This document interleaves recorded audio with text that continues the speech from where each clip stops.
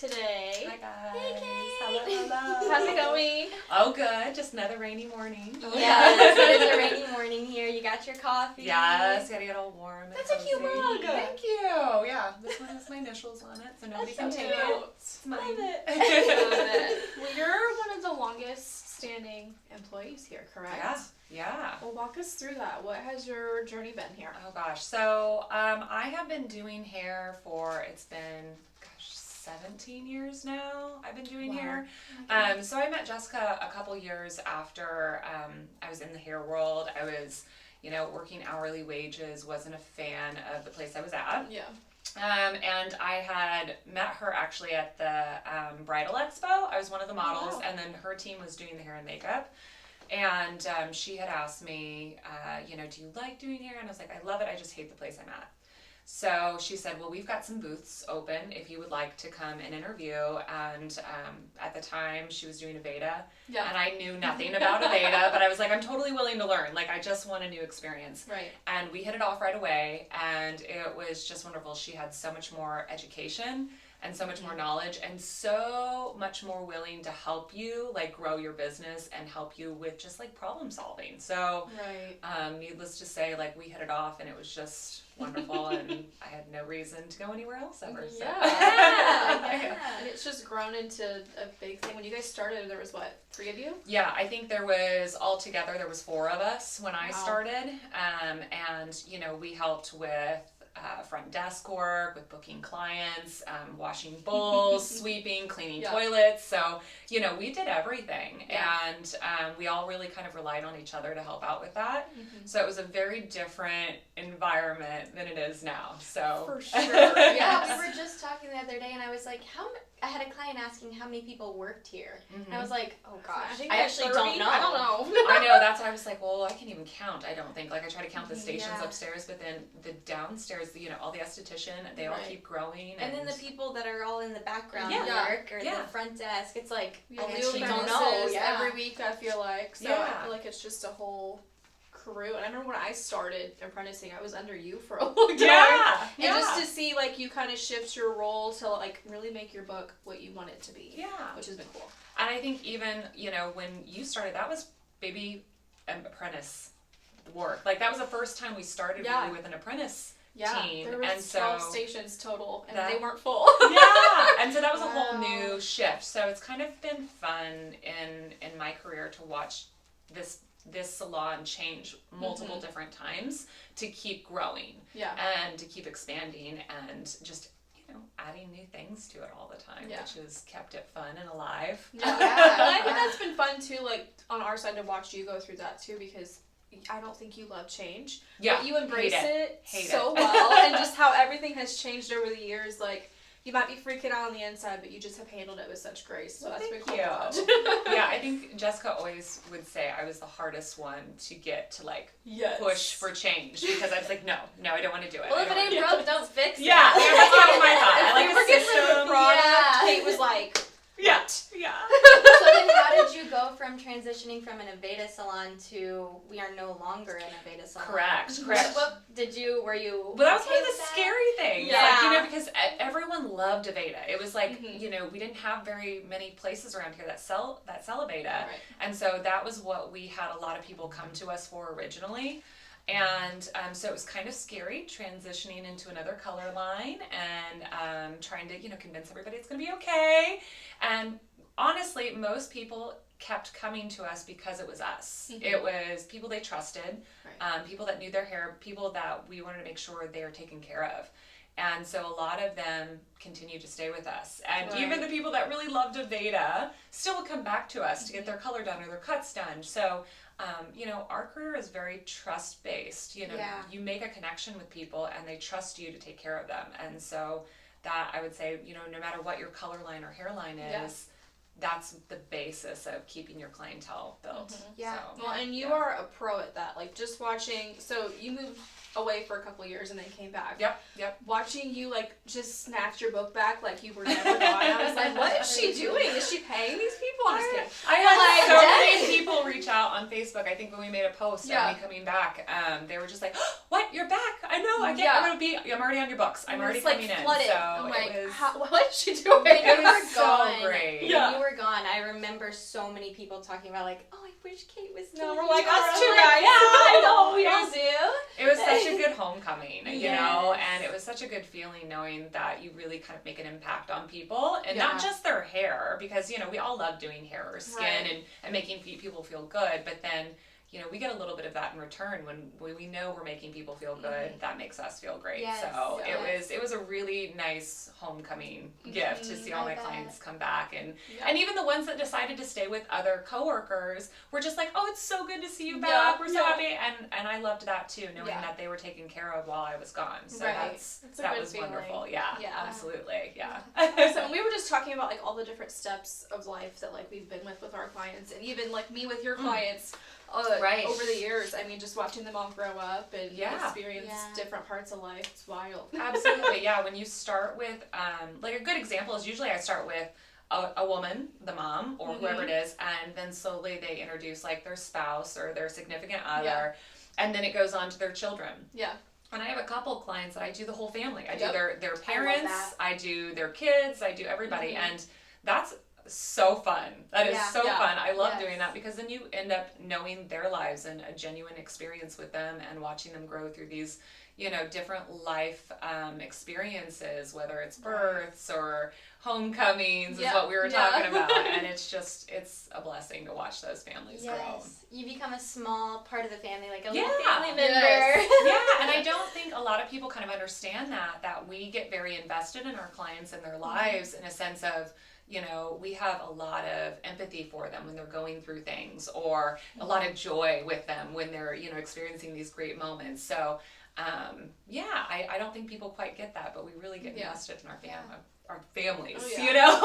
So. One working portion of like people's life that is really there for everything, like life, death, marriage, breakups, all the things, like, we hear about it, we're there for you, like, sometimes we'll just, like, take care of you just to make you feel better. Yeah, we talked about, and then also our clients are there for us, you know, we all go through things in life, and I can't tell you how many times I've had an experience in life where even just birthdays, Christmas, and clients bring in, like, the sweetest little gifts, and it means something, because it's, you know, it's not a big gift, but it's, like, personal, and so we appreciate that, too, but, so it's definitely a give and take on both sides of the client and the stylist. That's fun. And it's really cool, because I feel like a big part of that, like, having this person and then their family members and their friends is like our referral program, which is so helpful. And I don't know if any other salons like do anything similar, but that has just been such a helpful thing in getting clients, especially in a place like this where it's a lot of our job to grab the people that you know want to come in your chair or your treatment room. So that referral program. I think when we were talking about one of the things I do with my clients when they get ready, like let's say they're moving out of state, and they need somebody to do their hair. One thing I will do is I always take pictures of them right after we get done with their hair, so then they can take that to their new stylist. But the other thing that I tell them to do is when you're out and about in a town, look around, look at people that you really love their hair, because word of mouth is so big. It's so much better than social media, I still feel like. Even in a small town, a big town, you see somebody and say, hey, Stevie, I love your hair. Who do you go to? Because they're probably looking for something very similar to what you have. So word of mouth is amazing. Well, and it goes back to that trust. Right there. Like, if you see somebody with what you want, you're going to trust that what they have to say is probably what you want. So yeah, I love our referral program for that, and I will say, even just, you know, being so far into my career, I still get so many great clients that way. I have so many people that are, you know, have been with me for a very long time, and then they will only send me people that they know I will click with too, you know what I mean? So they're not going to send, you know, somebody that they're like, oh, their personalities aren't going to match. So yeah, it's wonderful. I love that program. That's awesome. I do love that. And I think that Kate is a really good example as well of like dress for your clientele, or like dress to impress. So always be in some 6-inch heels. No, really though, because you always look put together, yes. and that comes a lot with that like trust thing. Like you're gonna look at somebody like you, and you're gonna trust what you have to say about hair or about makeup or about something like that. So I think a lot of stylists or like estheticians will lose sight in that and just get comfortable, which it's okay to be comfortable, but absolutely. Jess, I feel like, is very adamant on like, you know, look a little put together, put a little makeup on. Just that little extra step will get people to trust your opinion on these beauty things, because we're in the beauty industry. It could be trendy, but like add a little something. Well, that's part of it, is bring your own personal style. That's so important. But like, style yourself, put yourself together, show your best face to the world. And I feel like, what was the old comment, like, when you look good, you feel good, and do good. Like, that's all about it. Like, you just need to bring your own personal style into it, and it doesn't have to be like, I prefer, you know, a very sleek black, you know, heeled look. You rock it, it's you. But that's me, and that's not going to be for everybody. So then, I mean, you look at, like, Morgan's a great example. She's a polar opposite of how she dresses from me. But her clientele love her and trust her, because it's her style, and her style meets her clientele. So it's, I love that about, I think Jessica always put that in place, just like, bring your own style, but like, bring it. Like, make sure you look on point, you look good, because you're going to do better. Like, you're going to do better with all your clients. And always. Absolutely. Yeah, I always say that too. I always feel like if my hair is not washed or something, like, the whole day, feels weird. I just hated any of my hair washed. It's almost like you just don't give 100%. Like, I feel like if I put effort into myself first thing in the morning, you're a little tired, you don't feel like doing it, but when you do, you give 100% to the world. Like, because you feel good. You know you look good, and so you feel good, and then that makes you want to feel good to other people. So it gives you that confidence. I absolutely 100% have always believed in that, and I try to do that every single day, even if I'm having a bad day. Just because I think also my clients deserve it. You know, they're coming in and they're spending money with me, and so I want to give my 100% when I'm with them. So no, 100%. Like, even apprenticing with her, like, perfectionist head to toe, but like, I love that about her, because she is just on it always, no matter what's going on in her life. And that's another thing, like, you can't use the I'm too busy excuse, because Kate here is always here, right? Yes, we were just talking about this weekend. I'm like, I just don't stop, but never. I love it. I mean, you know, when you have, I feel like some days I have like really low days, especially like when I'm not doing anything, I feel a little like sad and a little depressed.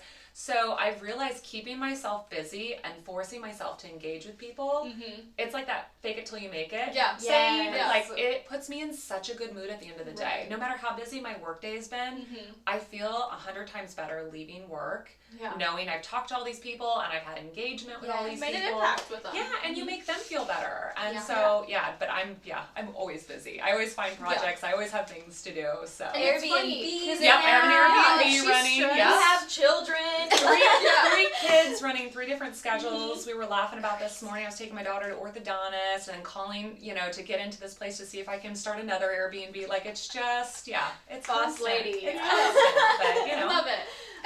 Gotta live it. Much. But I also feel the same way. I feel like it is like one of the most rewarding things about just this industry is you talk to people and you make connections, and then at the end of the day, like, some days you could feel a little tired, but for the most part, I almost feel a little bit more energized. Absolutely. Just because I've had these connections with these people that I wouldn't have otherwise. So. Absolutely. And I mean, you talk about connections, and it becomes like a stronger community. You go out and you see people, like, that's one of the things my kids say every time we go out. They're like, Mom, how do you know everybody?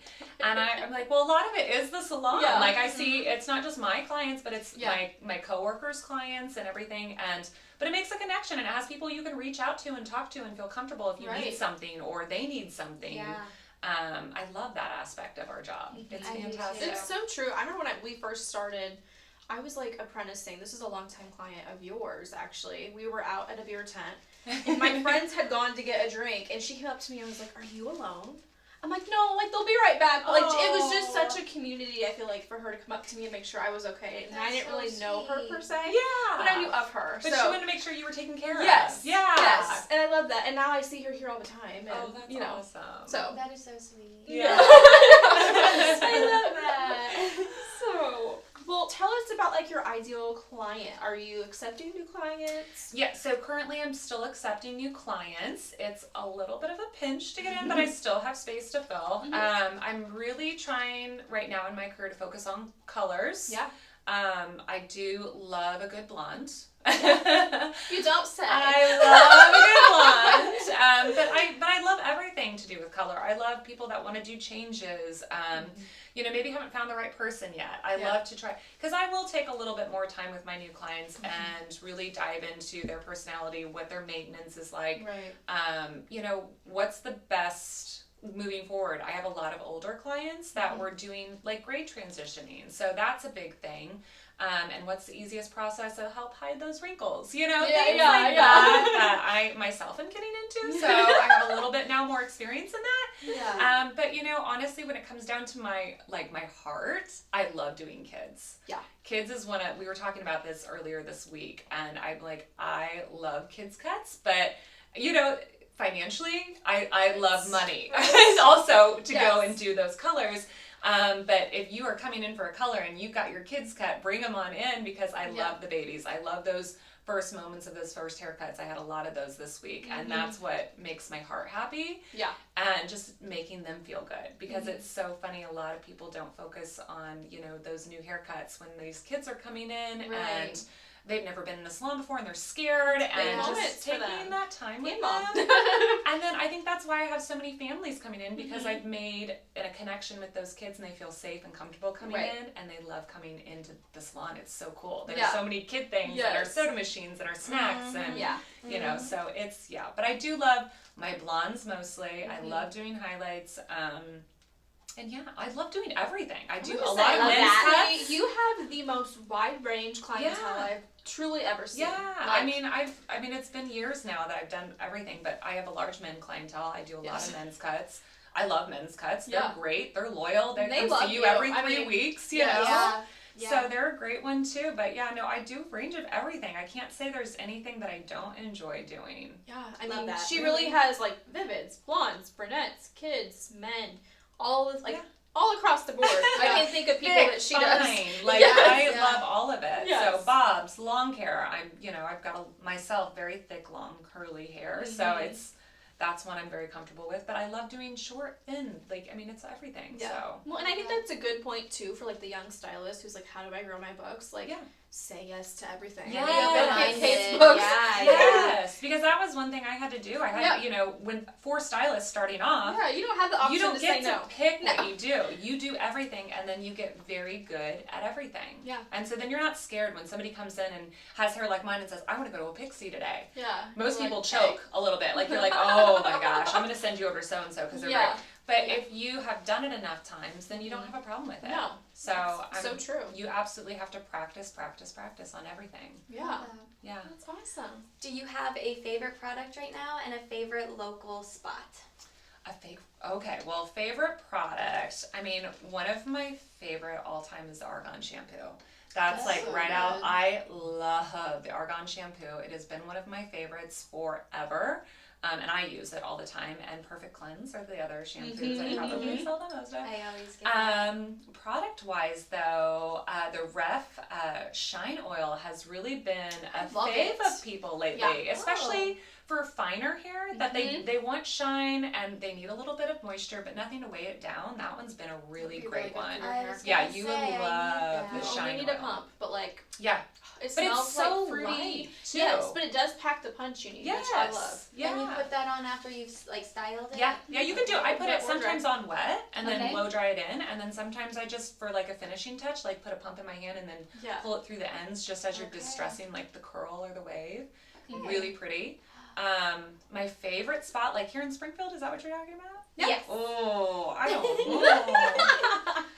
Oh my gosh, I don't go out very much. Right now it's my house. I would have to say my house is my favorite spot because we're out in the country and I've got a pond, I've got a couple ducks right now, and just like I love dream it. life. Yeah, the ducks. You told me we love like ducks. I don't. Well, they were named before they came to me, so I have not renamed them yet. But so I'll just go out and be like ducks, ducks, ducks, ducks, ducks, and they come like running. It's the cutest thing ever. I love that. Yeah, I don't know. I have to say my house is my favorite spot. Yeah. Okay, I like that. I love that. Because we're, you know, like at like 10 acres just out in the country. And yes. Yeah. Honestly, that's just a whole mom vibe. Yeah. That's when you don't have anywhere to go and you can just stay in your house and rot.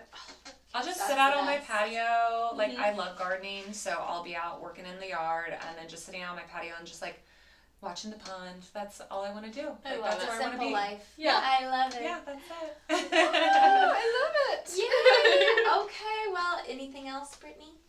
I don't think, Kate, do you have anything else? I don't know. I think I'm pretty good. This is my first time doing podcasts, Yeah. so I don't know what to add here. This is Well, thanks for new for hopping me. on. We Yeah, you absolutely. known to the people and people you don't already know. Yeah. If anyone doesn't know Kate, this was Kate, guys. Yes. Thank you so much for coming on, Kate. Yeah, thank you for having me. Yes, Thank you. All right. Bye, We'll see guys. y'all See you later. next time.